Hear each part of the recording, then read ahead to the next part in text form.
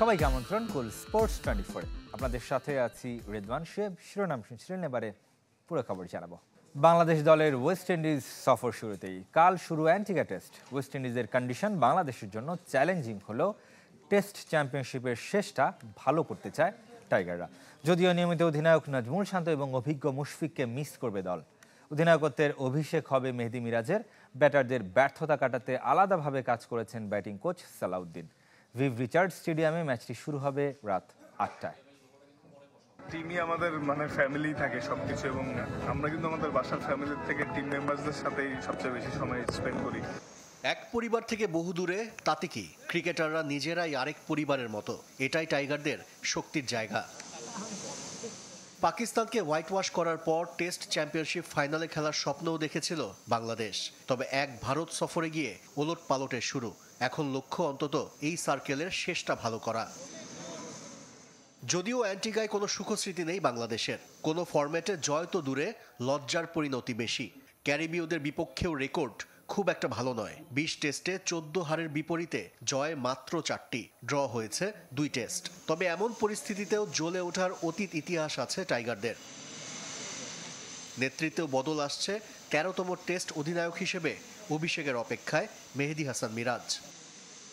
বাংলাদেশের রোগটা পুরনো, ব্যাটিং। যদিও আসার কথা এবার লিটন জাকিরদের দায়িত্ব কাঁধে তুলে নিয়েছেন দেশি কোচ সালাউদ্দিন। আর ডেভিড হেমকে ঢাকায় নিয়ে আসা হয়েছে। এইচপি কিংবা টাইগার্সের দায়িত্ব পেতে পারেন তিনি। অ্যান্টিগার উইকেট সাধারণত পেস বান্ধব। সেক্ষেত্রে 4 পেসার নিয়ে নামতে পারে West Indies. Alzarri Joseph, Shamar Joseph, Jayden সিলসরা দুর্দান্ত ফর্মে। নিজেদের মাঠে সিরিজ জিততে মরিয়া ক্যারিবীয়রা, তবে বাংলাদেশকেও হালকাভাবে নিচ্ছে না। বাংলাদেশ অবশ্য 4 পেসারের বিলাসিতা দেখাবে না। হাসান মাহমুদ, তাসকিন থাকছে পেস বোলিংয়ের দায়িত্বে। তৃতীয় সীমার হিসেবে নাহিদ রানা কিংবা শরীফুলের মধ্যে একজন। মিরাজের খেলা বাধ্যতামূলক। প্রস্তুতি ম্যাচে হ্যাটট্রিক করে তাইজুলকে চ্যালেঞ্জ জানাচ্ছেন হাসান মুরাদ। আশরিক রুদ্র, চ্যানেল 24। বিপিএলে বাড়ছে দেশি আম্পায়ারদের পারিশ্রমিক। প্রতি ম্যাচের জন্য 50,000 টাকা করে পাবেন। বিদেশিদের পারিশ্রমিক $600 জানিয়েছেন আম্পায়ার্স কমিটির চেয়ারম্যান ইফতেখার রহমান। তবে সাকিব আল হাসান ওয়ানডে সিরিজ খেলবেন কিনা এমন তথ্য নেই এই বোর্ড পরিচালকের কাছে। এটা বাস্তব যে জোড়াতালি দিয়ে চলছে, কারণ অনেক ডিরেক্টররা এখন নেই দেশে। একটা পরিবর্তন জোড়াতালি দিয়ে চলছে ক্রিকেট বোর্ডের কার্যক্রম। পরিচালকদের মধ্যে কার কি ভূমিকা এ নিয়ে আছে প্রশ্ন। পরিচালক পদে থাকা অনেকেই নিষ্ক্রিয়। এসব আলোচনার সঙ্গী করে টি-20 ফরম্যাটের এনসিএল আর বিপিএল আয়োজন করতে যাচ্ছে বিসিবি। দুটো টুর্নামেন্টকে আকর্ষণীয় আর বিতর্কমুক্ত রাখার চেষ্টা ক্রিকেট বোর্ডের, যে কারণে গুরুত্ব দেওয়া হচ্ছে আম্পায়ারিংয়ে।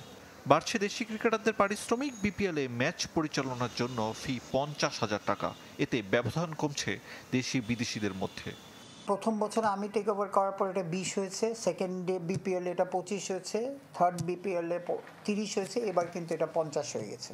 কারণ আমরা বিদেশি আম্পায়ার আর বাংলাদেশি আম্পায়ারের গ্যাপটা কমিয়ে আনার চেষ্টা করছি।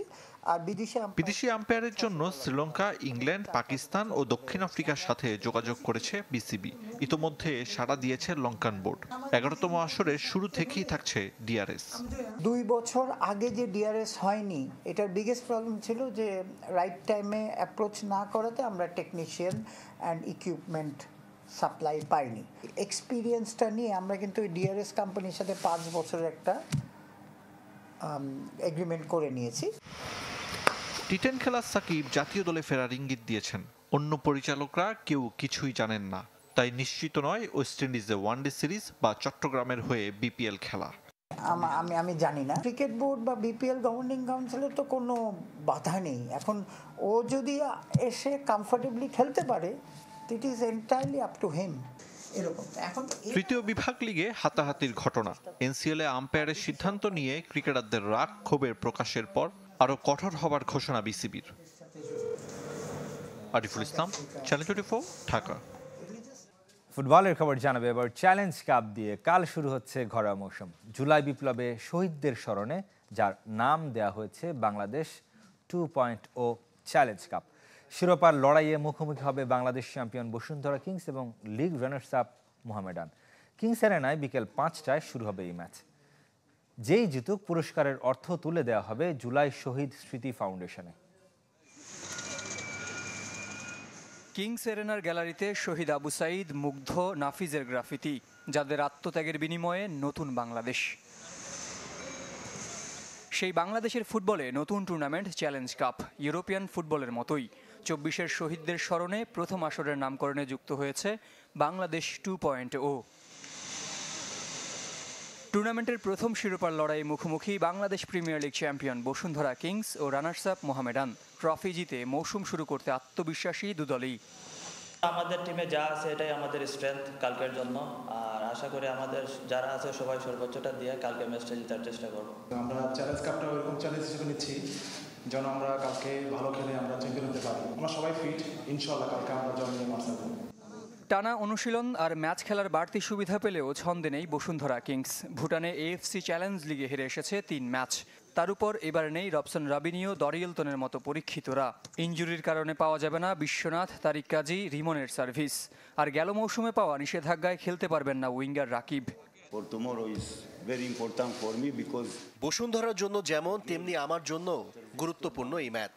কোচিং ক্যারিয়ারে এত বাজে সময় আসেনি। ভুটানে ফুটবলাররা 16টি সুযোগ মিস করেছে।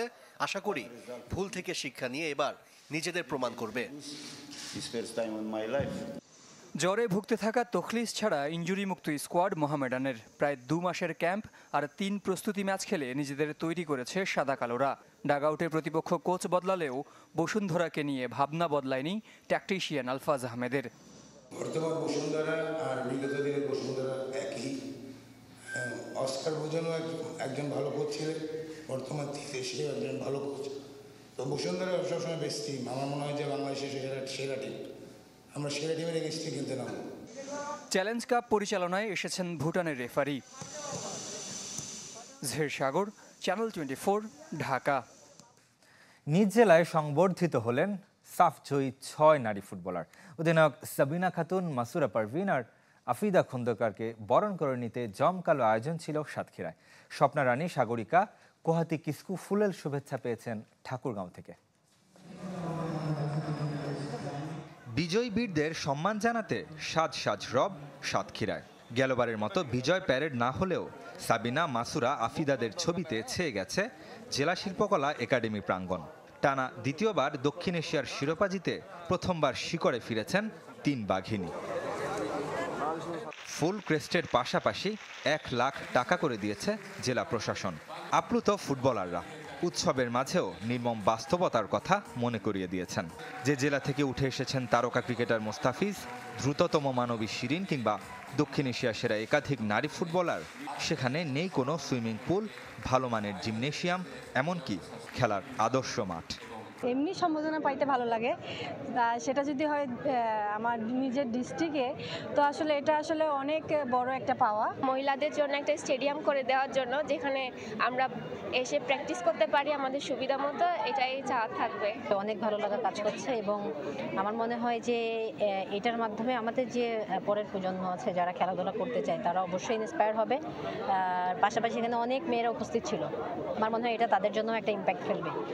বিষয়টিকে আমলে নিয়ে দ্রুত ব্যবস্থা নেওয়ার প্রতিশ্রুতি জেলা প্রশাসক মোস্তাক হোসেনের। আশা করি যে একটা উদ্যোগ গ্রহণ করব যাতে করে মানে খেলাধুলার জন্য যেসব উপকরণ দরকার, যে স্টেডিয়াম, ইনডোর গেমস এবং আপনার সুইমিং পুল সহ যে জিমনেশিয়াম, এই ব্যবস্থাটা আমরা গ্রহণ করব। একই দিনে ঠাকুরগাঁও বরণ করে নিয়েছে স্বপ্না রানী, সাগরিকা আর কোহাতি কিস্কুকে। 3 জনই উঠে এসেছেন রানী শঙ্কৈল উপজেলার রাঙ্গাটুঙ্গি ইউনাইটেড ফুটবল একাডেমি থেকে। ক্রীড়াঙ্গনে নারীদের পথ চলা সহজ করার লক্ষ্য জেলা প্রশাসক ইসরাত জাহানের।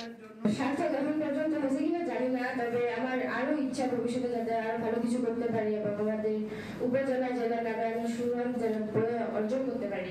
প্রত্যেকটা উপজেলায় একটা করে মেয়েদের জন্য আলাদা খেলার মাঠ রাখা, থেকে যে আপনার বিভিন্ন মানুষের নেগেটিভ কথাগুলো তাদেরকে শুনে শুরুটা করতে না হয়।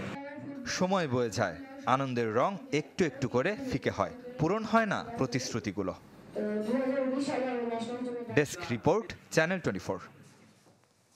এরই সাথে শেষ করবো কুল স্পোর্টস 24 খেলা সব আপডেট ও রিপোর্টগুলো দেখতে ভিজিট করুন facebook.com/sports24 টিম এই পেজে। ধন্যবাদ সাথে থাকার জন্য।